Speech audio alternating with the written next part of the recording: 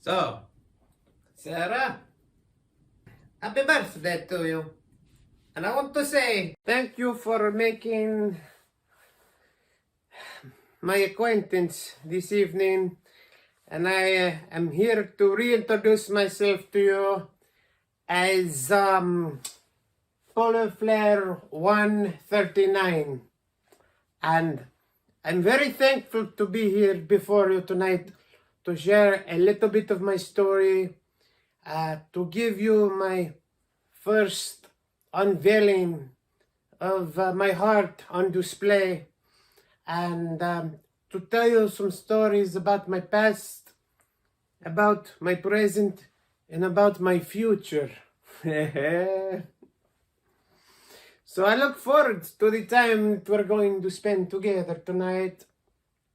And I want to be as transparent as possible with you, because that is how I want you to be with me too. And when we can share this time together and we are both being transparent with each other, no one can take away the love that we feel between one another. It is that simple. The power of love is more powerful than the power of greed. I'm telling you, it's true. Greed loses its power when love walks into the room. Greed gets very uncomfortable, and it's like, can we get the hell out of here? I'm afraid of love.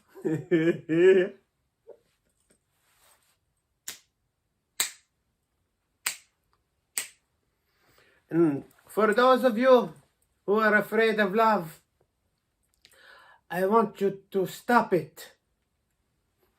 You need to be courageous. Don't be a scaredy cat. It's okay to be a kitten or even a pussycat, but don't be scared. That is a turn off. At least to me, it is. But what turns me on is when people are fearless and full of love. Because some people who are fearless are unfortunately full of hate. Because they're fearless for the wrong reasons. But for those who are full of love and fearless, that is truly rare indeed. It's like being the combination of Aladdin and the genie at the same time. You know? If you have that recipe, then destiny will make sure you cross paths with the princess of the kingdom.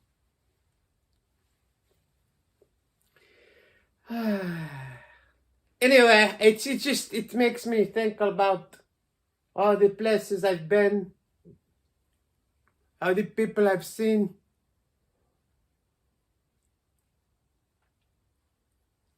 All the things that I've been through to reach this moment in time. And I'm thankful that this is a new day for me.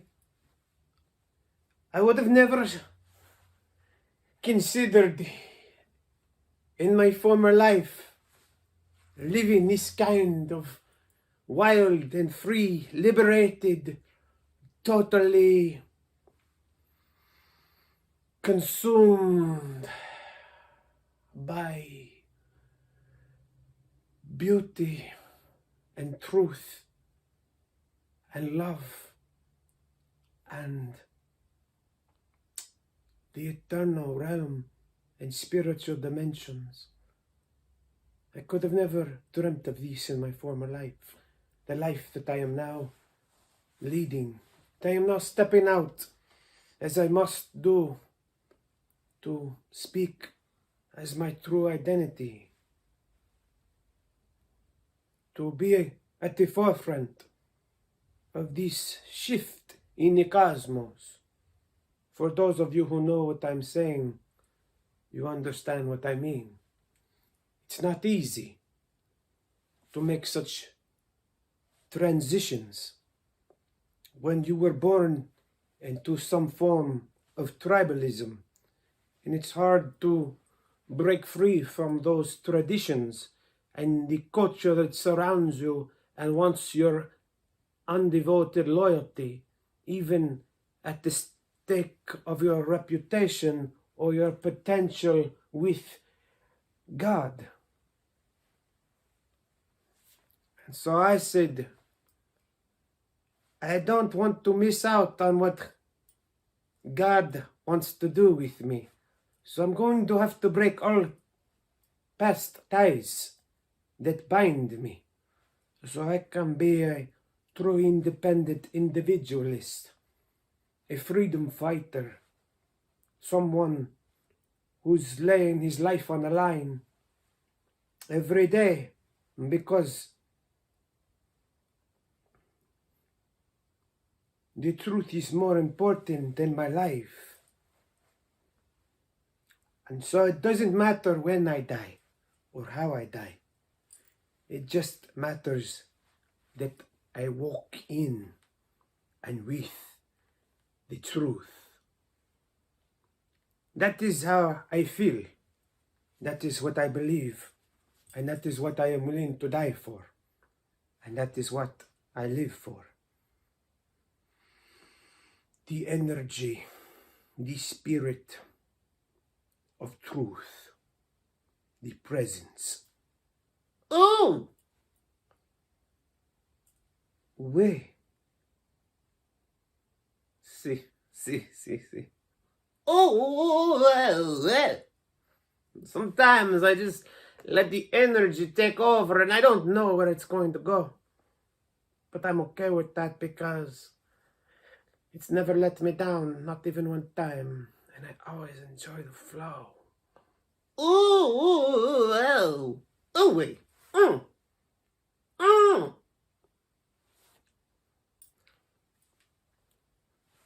So, thank you for watching this introduction to my comedic career. And this is my plan, since right now I am going through a very tough transition in my life that, as I tried to explain earlier, has thrust me upon the stage. Whether I'm ready for it or not, there is no more delays.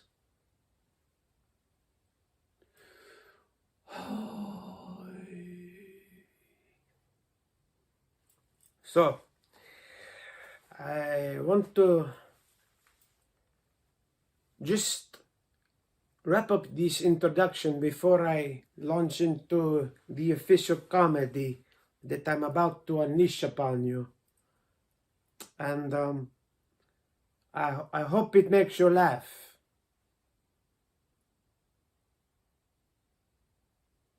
I really hope it makes you laugh. I hope it makes you laugh, like deep down in your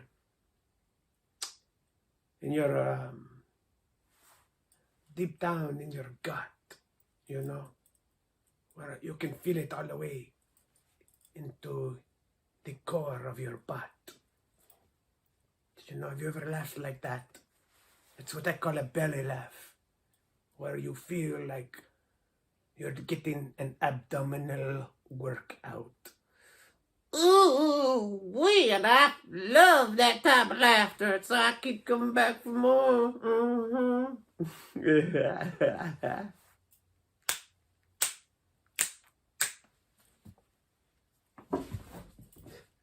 Whew, sorry. I need to just take a little breath. Forgive me. I'm new at this. I'm just like a baby stand-up comedian. Was too intimidated by my big sister's success to ever try it for myself. It was kind of like a double-edged sword having such a successful big sister as a stand-up comedian. On the one hand, it made me proud, and it made me realize that what I could do, it might even be bigger and better than what she did. But then I was like, I don't want to be a copycat. I want to go my own way. So instead, I'm going to go and do some things that most people would never even consider dreaming of. And I'm glad to be alive. I'll just say that. I'm glad that I still breathe air and oxygen on this planet Earth. I've had a few close encounters with the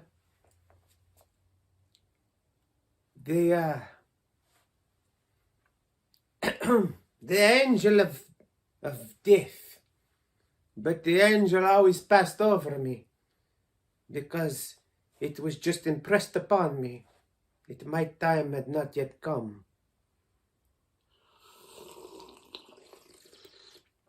I'm sorry, I'm drinking my hot, black, dark, bold with just a pinch of bitterness coffee. It's just the way I like it. No creamer necessary. Creamer only takes away the flavor on the palate that the coffee brings you.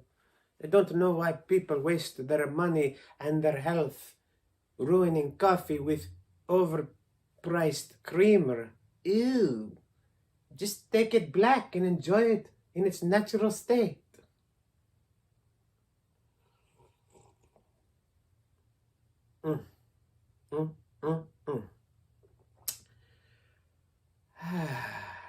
Thank you, God, for creating the coffee bean and its byproduct, caffeine.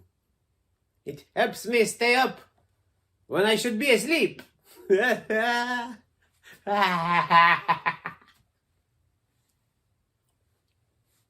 One more sip and then I put it down and I transition.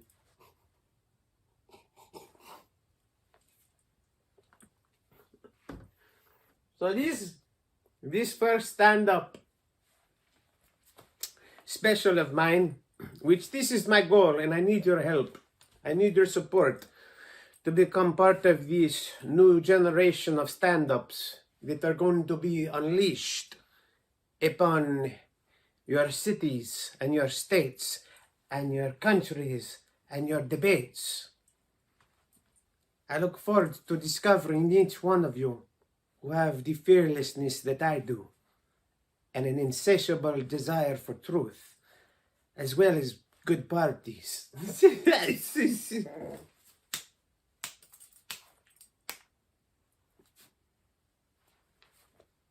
That last part was more jest than seriousness. I was kind of just being silly. But there's a part of me that really enjoys a good party. And my definition of a good party is probably different than most people's. But maybe not. I believe there's some people out there that are just as wild and crazy as I am. But it's the more dynamics I put out there, the harder it is to find people that really click with me. Because I am so much of a unique individual that it is hard to find people that can truly embrace me for who I am.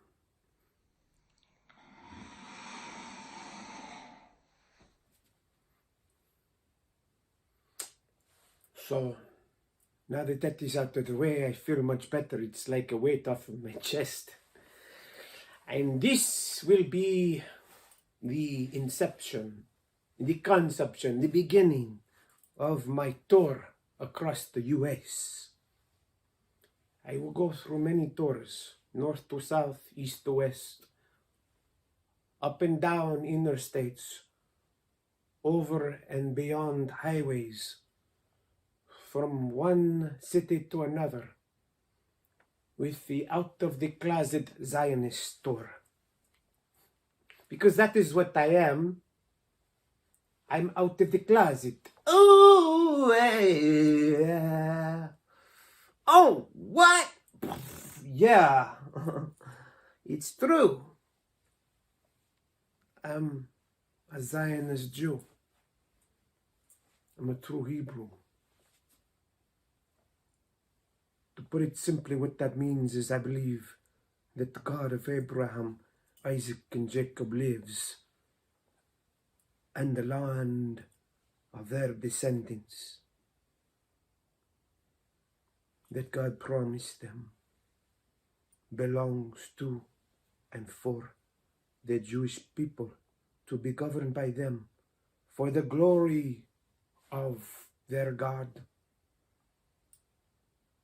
and the acknowledgement of their Messiah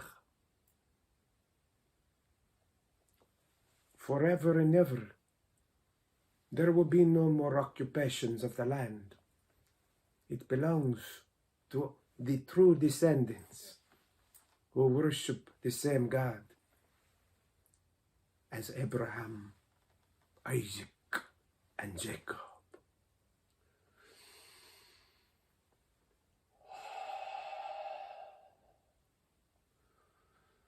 Hush.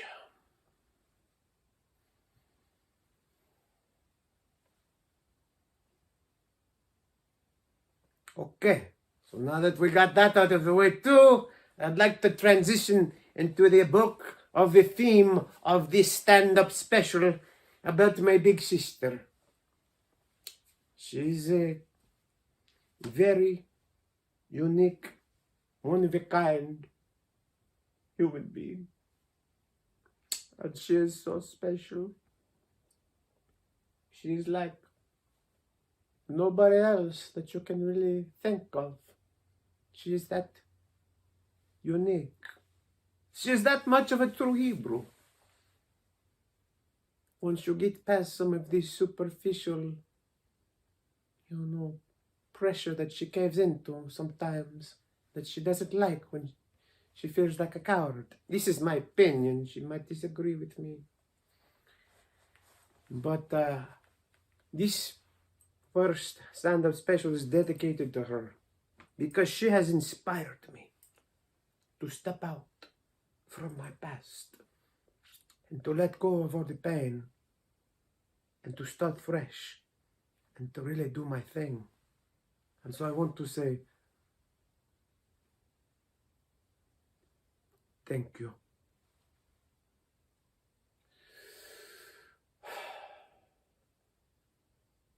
Dora.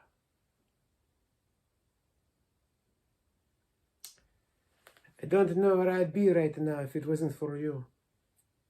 And so I forgive you for all the torment that you put me through as a child. I know you're only doing it to toughen me up, and you succeeded.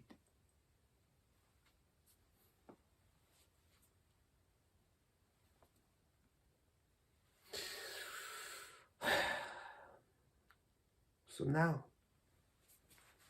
though I look to you as an example, I also must blaze my own trail.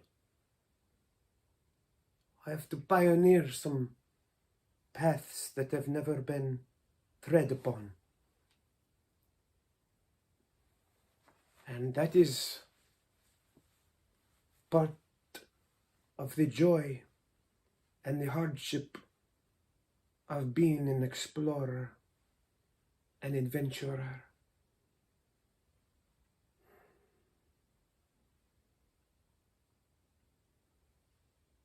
An innovator, a celebrator,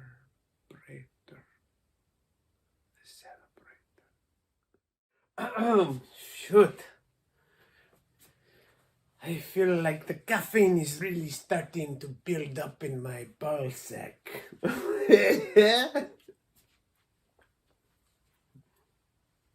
Forgive me for anybody who's offended by my unvarnished honesty.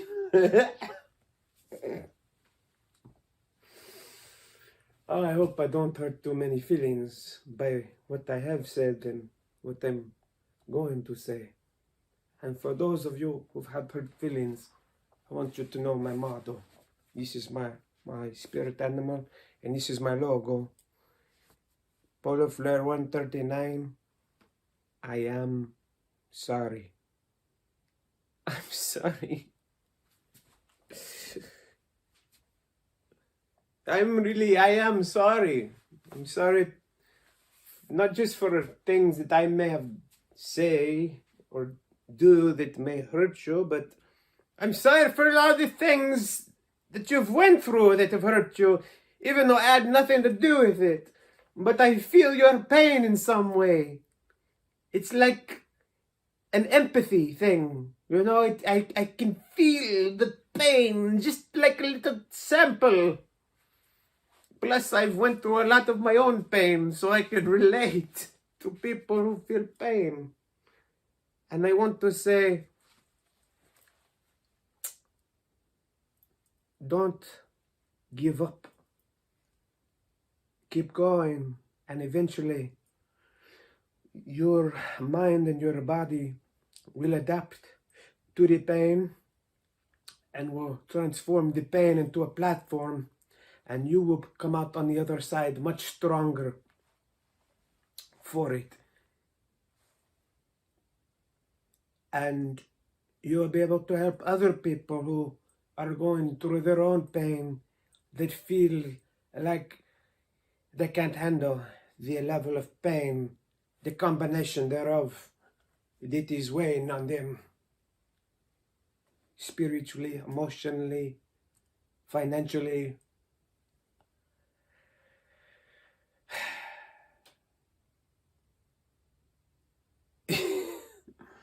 You could add many layers to that list. But the truth is that laughter is the best medicine. No matter how much the pharmaceuticals do not want you to know about it.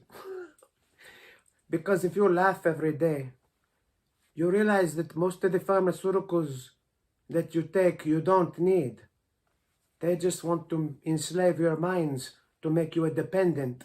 So you can never really have that great laughter that it revives your sexuality afresh every day. That's what laughter does. That is what I believe. If you disagree, that is your right to do so. I'm just sharing my true convictions with you. And I know they're not really funny at the moment, but I hope that at least they are thought-provoking. They provoke my thoughts, so I thought they might provoke your thoughts too. But I don't know. Maybe you don't flow in the same frequencies that I do. And if that is the case, it is just something that is a reality. It's nothing to feel bad about. There's many different frequencies that people get stuck in to where they can tap into the higher frequencies, if you know what I mean. I am releasing this first stand-up special of Polyflare 139 on my big sister's birthday. It is a special day that will be recorded in the annals of history. 12/1/2021. Did you know that Richard Pryor was born on 12/1? A whole bunch of stand-up comedians were, including the one and only big sister of mine.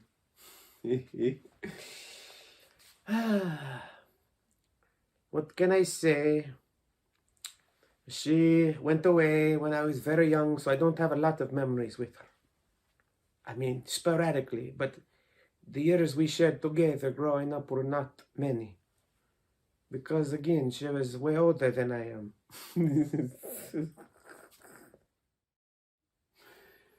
Okay, so I understand why you are totally flabbergasted right now, if you're one of those types. It's not easy being this Sweezy.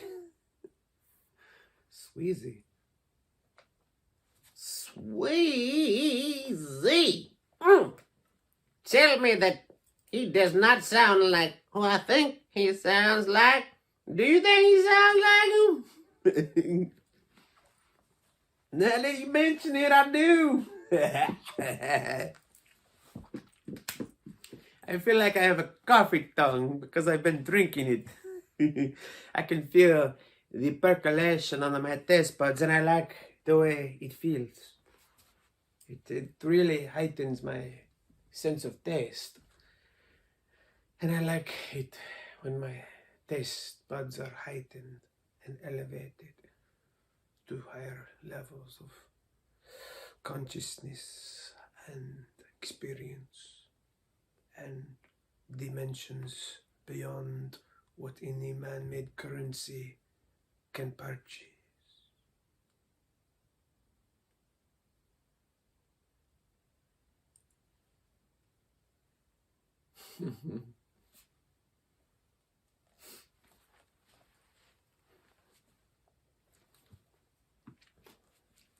So what I want to do is I've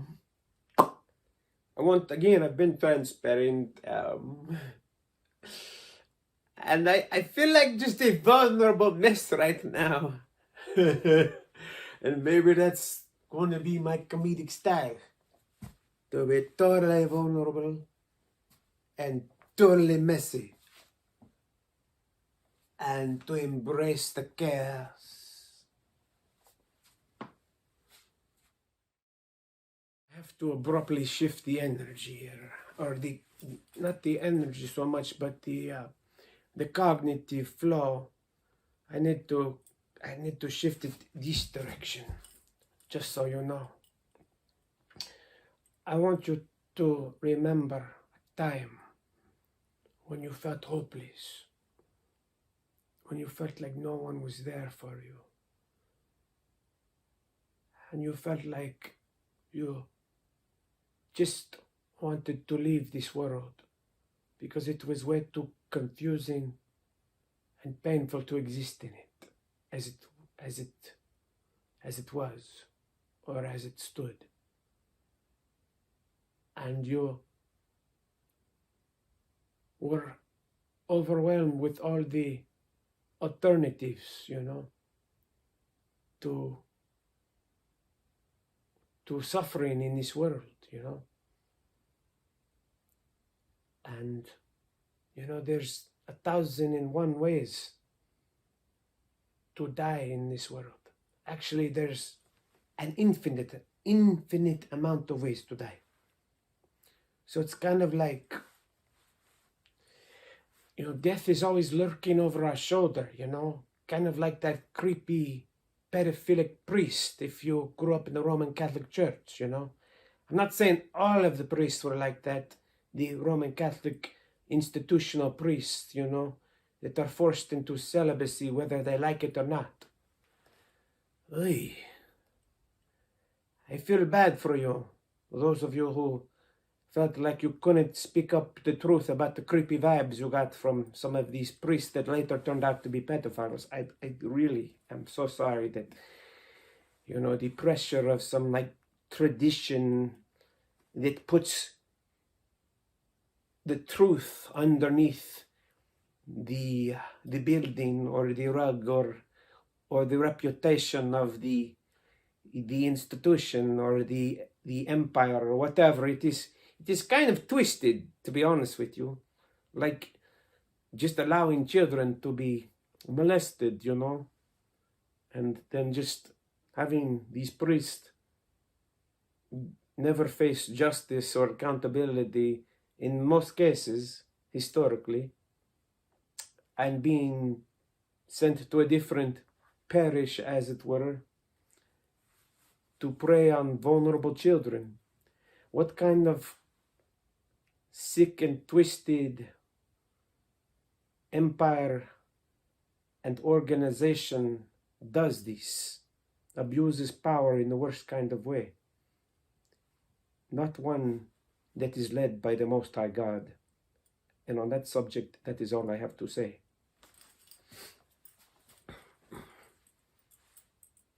Okay, let's shift to another topic. I wish that I was at a place where I could take questions from the audience, like, you know, just spontaneously. Let's just see, does anybody have an inspiration, a question for me that you want to ask? And I'll do my best in the moment to answer it most authentically and with the best level of articulation that I can muster from within. But since I don't have that luxury right now, I just have to continue to flow. And I want to thank you in advance for those of you who, despite my quirks and my idiosyncrasies, you have felt compelled, you have wanted, you've desired, and you followed through to help me out in this beginning of my comedic career. And you wanted to help me by becoming a patron. I'm just being honest. I'm struggling financially right now. I'm totally in debt and I have no secure job right now. But that's okay, because I still have freedom. I still have the ability to speak. I still can riff with the best of them.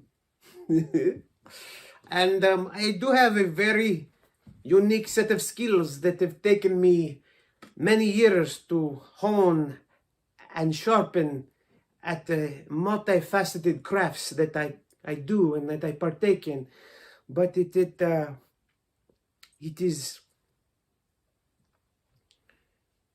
the road less traveled that has caused most of my suffering, has been because of the choices that I have made to not walk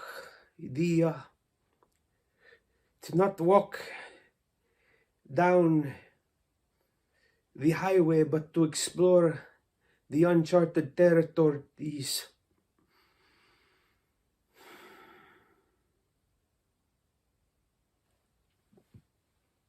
But now I am forced to come out of the closet completely. I can't hide the fact that I'm a Zionist any longer.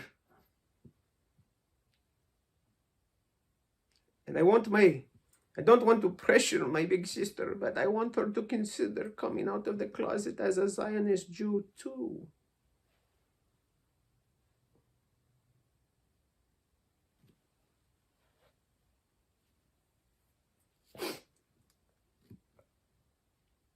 I'm really hoping that someday, by way of like a parting of the Red Sea, so to speak, something that is supernatural and miraculous, that her and I, that she and me can share the stage together and can generate, by the unvarnished, undeniable chemistry we share because we're siblings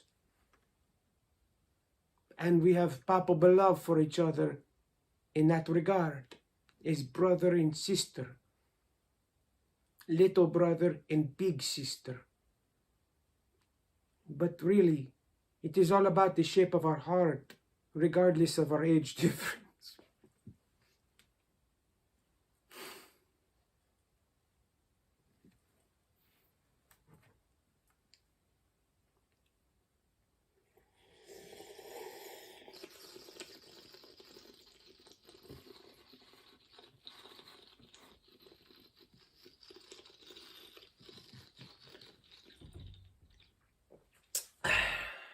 My plan always falls short because, you know, that's what the plans of human beings do. They always fall short of the glory. So I just have to learn, and it's not the easy practice because it's required of me daily, and I fail most days. And even in the days I fail, they're still good days, because in my universe, there are only good days in my universe. And for that, it always makes me R.I.P. every night. Because I know that the next morning, I'm going to wake up and I'm going to Boker Tov. And then as the day goes on, I'm going to Yom Tov. And then as the sun sets, I'm going to Laila Tov.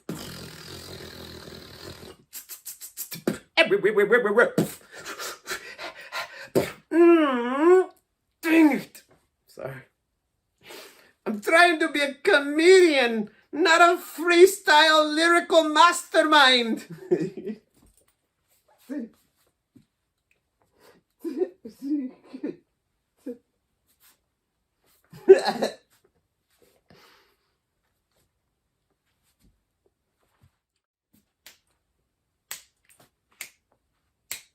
Four Z's in a snap position.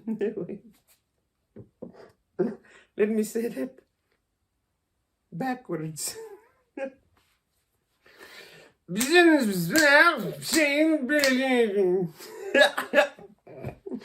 Four snaps in a Z position.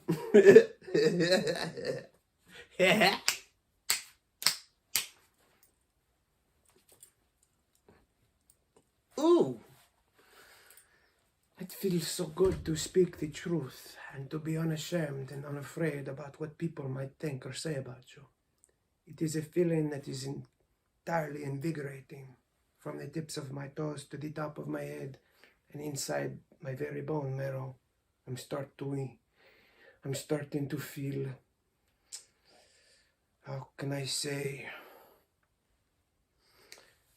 very enthusiastic right now. I feel like there is nothing that could stand in my way. Because I stand upon an unshakable foundation, and I flow with an unstoppable force.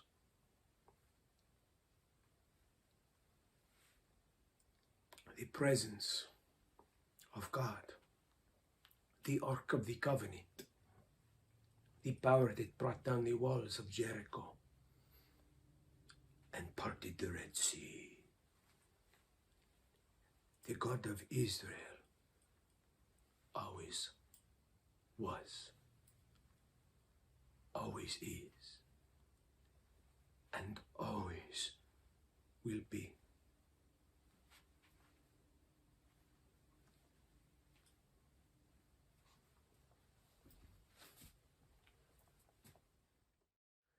The first stop on my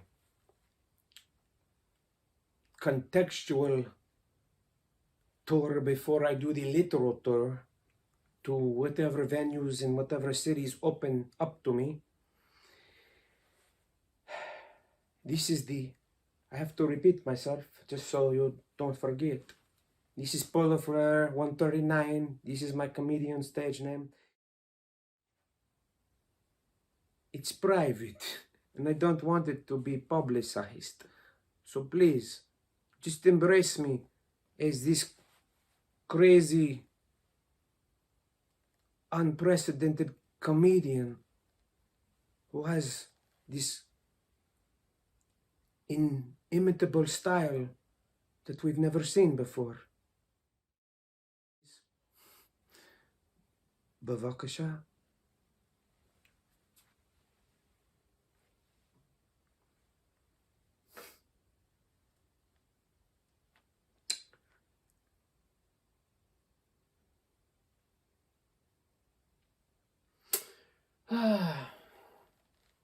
I'm thankful that justice will be served, because it is immutable, unavoidable law of every universe that ever could be. We all reap what we sow. It is inescapable.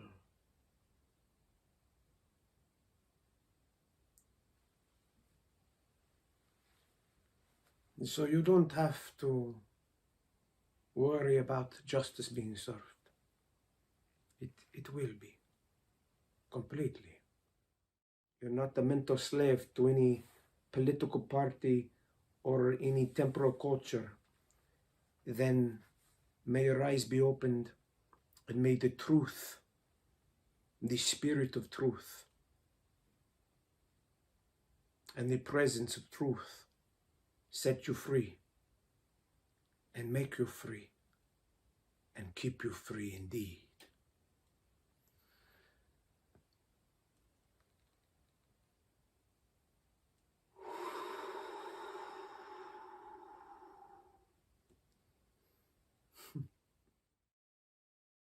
Say hallelujah.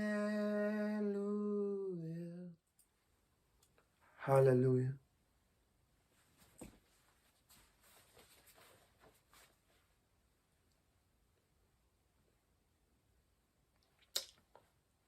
Do you ever think about the movie Coming to America? You know? That one from the 80s, that classic with Eddie Murphy and Arsenio Hall. Can I tell you what would have happened in the real world? The Prince of Zamunda, I'm sorry if I'm pronouncing it right, Zamunda, the Prince of the Prince of Zamunda. That's not how you say it. I'm not saying it right, so please forgive my mispronunciation or my forgetfulness. The Prince of Zimbabwe. No, Zimbabwe is a real country. The Prince of Zimbabwe. It's not that. The Prince of Zamunda. It's something like that.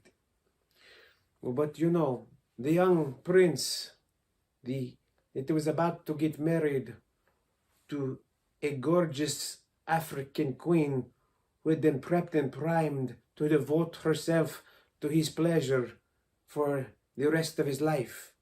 So much so, as you know, it shows in the film, that she would do anything that he asked at the very second that he asked it, with all of her strength, all of her heart, all of her mind, and all of her soul. So much that, you know, no favor, no request was too big. She was like Esther, prepared to be devoted to the king's pleasure, to bring him pleasure every day, or as often as he needed it or wanted it. And so Eddie Murphy turned all that down for some idealistic notion to leave his kingdom and come to America in Harlem, New York, to get hitched to some spoiled, self-entitled, quarrelsome, skinny, snobby. I shall stop my adjectives there. But I tell you, in the real world, after like 2 months of dealing with all that bickering and resistance and rejection from the Harlem daughter of the McDonald's owner who was making all the people fat on their processed foods, he would regret his decision. And he would have said, why did I give up on the African beauty queen who was prepared especially for me to devote herself to my pleasure?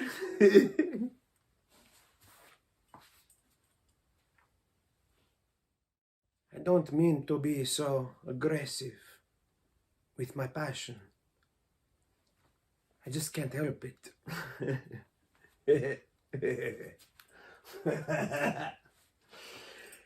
Is it just me, or is the truth funnier than fiction ever could be? They say the truth is stranger than fiction. It's also funnier. Trust me. Oh! Sometimes you just gotta shake that stuff off of you. Don't let them pull you down, gotta shake it off of you.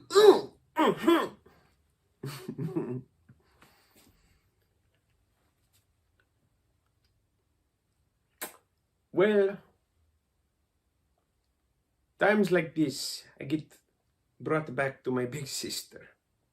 Because I wanted to tell like 10 stories about her, but I always get sidetracked with other spontaneous thoughts that become more dominant in my mind.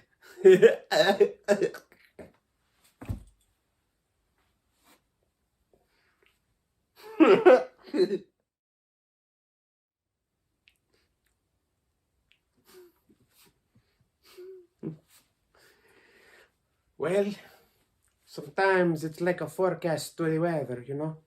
You're like, it looks like it's going to be cloudy with the chance of meatballs. And from the look of things on our projection, those are going to be some pretty fat meatballs.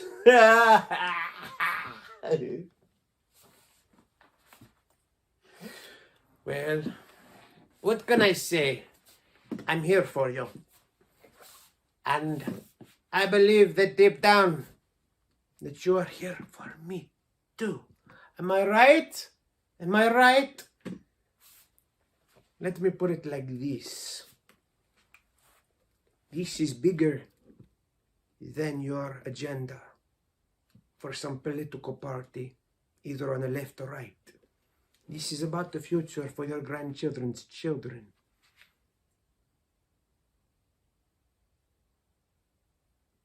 Let's unite together, regardless of superficial differences. Let's unite on a spiritual and a soul level that transcends the temporal and the abuses that exist within all man-made hierarchies and tribalistic traditions, even the ones that are new. Who would be attracted to a big pimp? Prostitutes, right? I mean, a pimp is someone who prostitutes out other individuals, usually women, to give up their bodies for money, you know, to do sexual favors for money in return. And big pimps, they demand like 80% of what the prostitute brings in. You know, some are not that extreme. Some are like, okay, the really favorable ones in some cities will be like, okay, I will only take 50% of what you make and allow you to have the other 50. It's a 50-50 game, you see? But I think a good prostitute should be worth 90% of her services.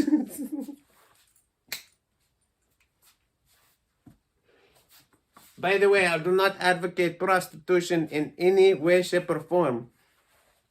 I'm just saying, I think that in some places it shouldn't be entirely illegal because the government should be able to tax that and remove the middle, you know, pimps that beat up prostitutes. The government should be able to protect prostitutes by making it more of a sanctioned event.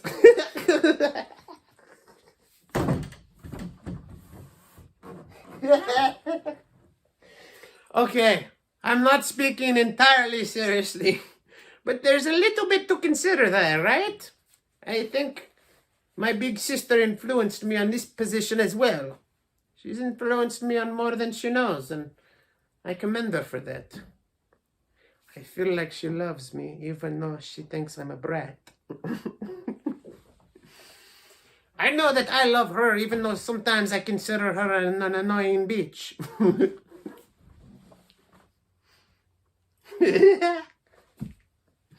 But, you know, not all the time, just it happens, where it's like all of a sudden she goes from being this friendly, compassionate type to this really neurotic, annoying bitch. I can't stand being around her at that time. My big sister. Okay, I do not want to tell this story, but it's too good not to tell. Okay. So,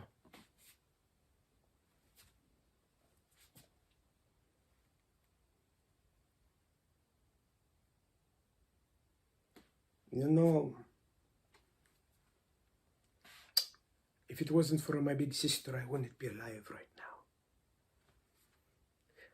I shall be the first one to admit that. And I apologize for spoiling the whole story, because now you know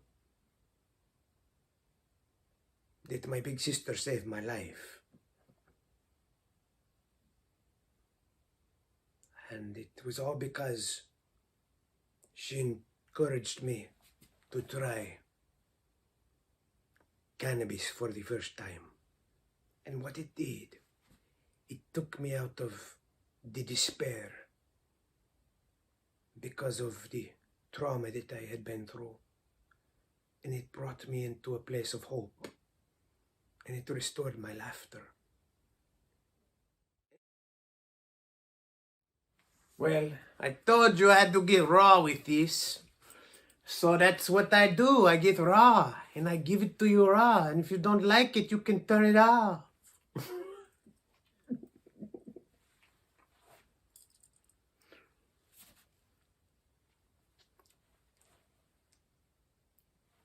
I really have a deep loathing for those who have abused cannabis and used it for evil. To my big sister, I look forward to collaborations with you. God willing.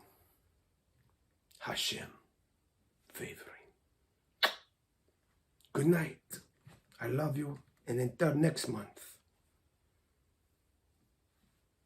Selah, Lachaim, Lachaim, Lachaim.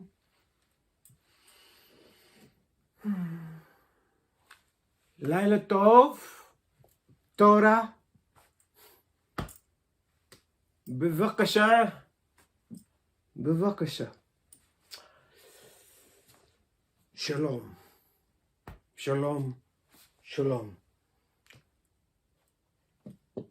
Oh, I want to give a teaser about some of the content that will come up next month, at the beginning of the month, to start off the new year of 2022.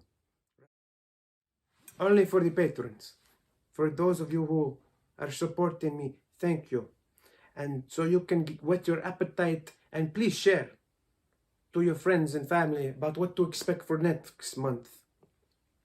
For next month, I want to continue to share stories about my big sister. And I want to bring in some of her colleagues into my story as well. And I want to stay more on track. Ooh! I do look forward to the other times, I really do.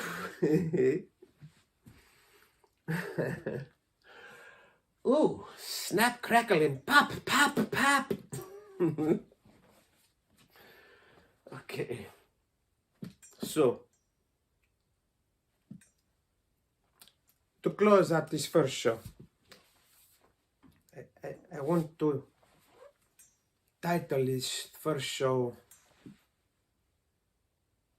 well, it is the Out of the Closet Zionist Tour. And so this first show will be called tentatively My True Hebrew Big Sister. My Big Sister My big sister's dilemma?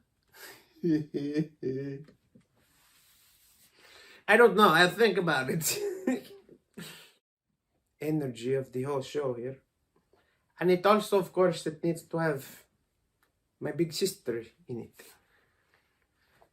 You know, she, if you have not put two and two together and figured out who my big sister is, I'll give you one last clue to understand my big sister, who I consider, whether she does or not, an out of the closet Zionist in the near future, and a genuinely unique and one of a kind, as every true Hebrew is. But yeah, a true Hebrew, my big sister. You know, her first big stand-up special that got aired, she titled it, Jesus is Magic. And she wasn't wrong.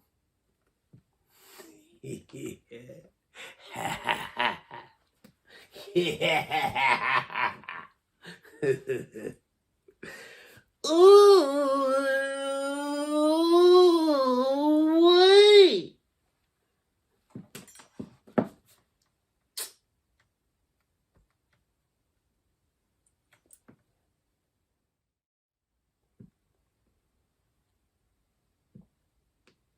One for all, and all for one. It's called Zionism.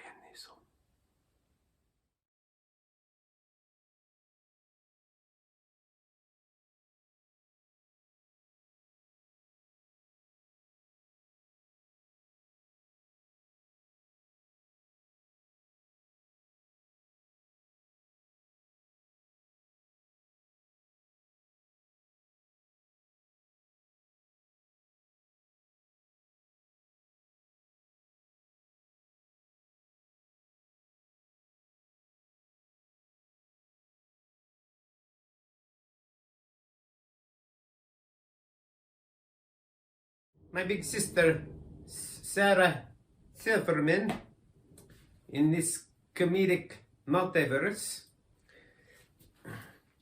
she's my big sister even if she rejects me, which I hope will not be forever. Please, Sarah, don't reject me forever. I love you and I accept you as my big sister, my mishpoha, regardless. But this advice is for my big sister Sarah Silverman, but you can totally accept it for yourself as well. I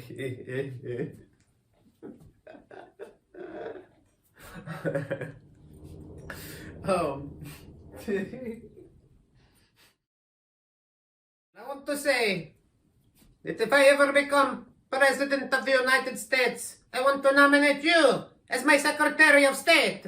Because the world needs a comedian talking to all these foreign leaders that don't know how to laugh.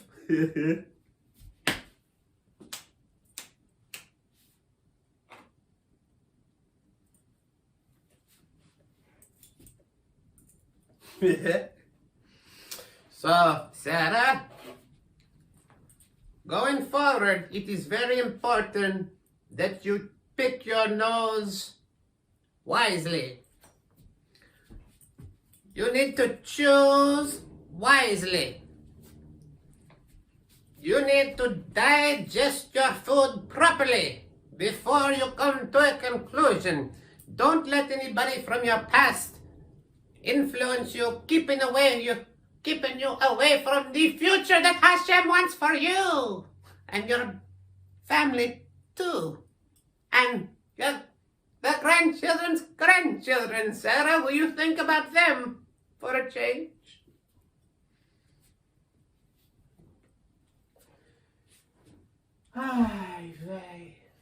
It's the truth. And so I say what I say, regardless of what people may think about me. I don't care. So I want to tell you, Sarah, as much as you love people from your past passionately, and that is one thing that is very beautiful about you, what you need to do is do not listen to Jimmy Fallon. Do not listen